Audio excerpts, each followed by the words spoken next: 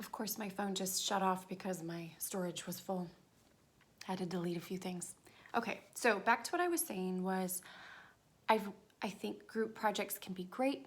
I think at a distance and at this time in history,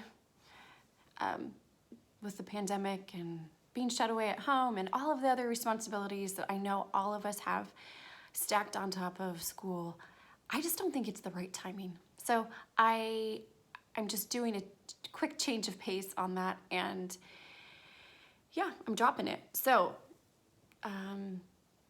here's the changes. Yes, you do have to end up writing in response to the research prompts. You still have to do the work, but it's not due until the very end of term. So I will be releasing a prompt every week. And I already have the outline written out, so you can see that under course content.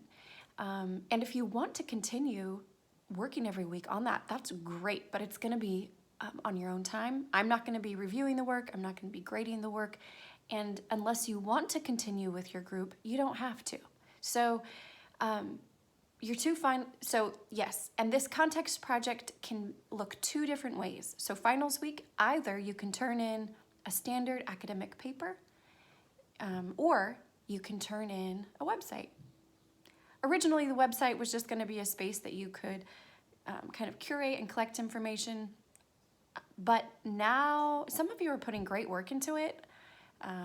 It's very thoughtful, there's some great writing, there's some great research, and for those of you who have been putting time in and or you're appreciating the group partnership dynamic, I want to honor that work that you've already put into it, and you can turn in a finished website at the end of the term instead of the final paper if you wish. So you get to decide on that. I have a few more instructions on the website if you do choose to continue doing the site. I have some, basically you're gonna have to do a little bit more of the course construction. I'll be uploading the prompt, creating like a new topical page, but it will be up to you to go in and make your own subpages and linking buttons and all of that. So, and that just pertains to those of you who want to do a website.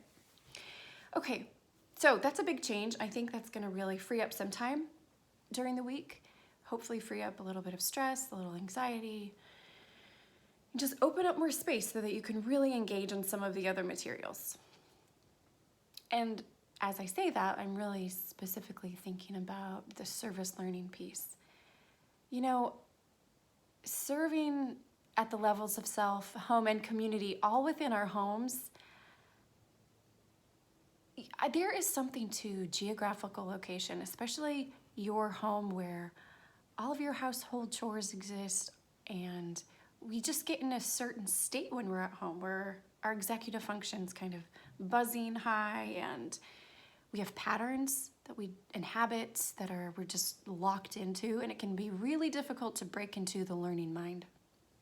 And I've recognized that some of you have done really kind of remarkably well being intentional about your different service activities every week, but I also notice that there's many of you that are kind of not getting a lot out of it. Maybe it feels like throwaway assignments, or you don't quite know what you're supposed to be doing, or you're not quite sure how to make those experiences anything worth learning from. So in order to support that, I took some time the last couple days, and I put together a worksheet, and I want you to look over it. I think it's not extra work.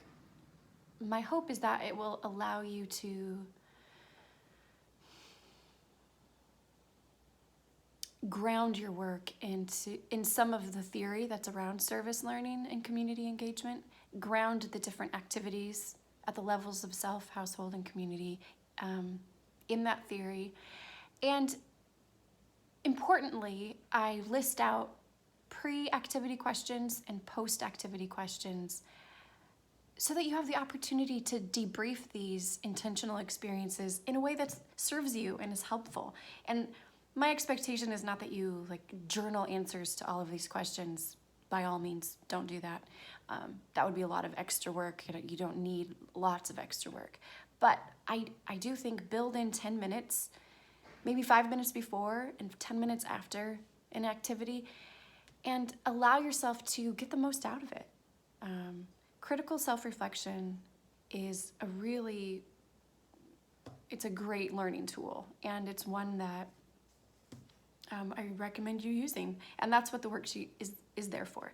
And choose 1, 2, 3 questions off of it, and you don't have to write. You can just talk through it. Read the question, talk through your answer. Another idea is to use the voice to text function on your phone. That's a great way to just get information out, allow yourself to process, but then some of that content gets saved and you can, access it if you need to later.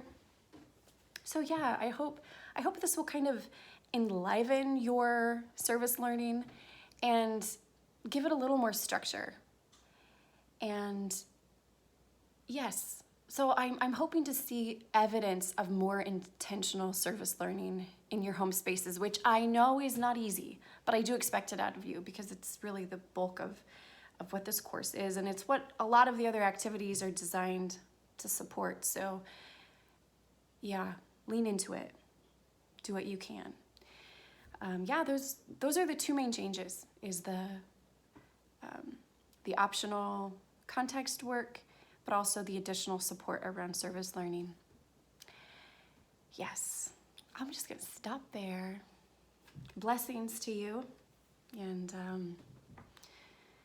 yeah, I like you guys. I've been very happy to be your teacher, and it's been an interesting term. There's part of me that has felt maybe underprepared for teaching in the time of coronavirus, but I know that we're all finding our way. We're all doing our best, and keep talking to me. If something's really not working for me or you're really not getting something, email me, or we'll do a Zoom call. That's very helpful. Okay, so do that for yourself. You deserve it. And yeah, have a great week.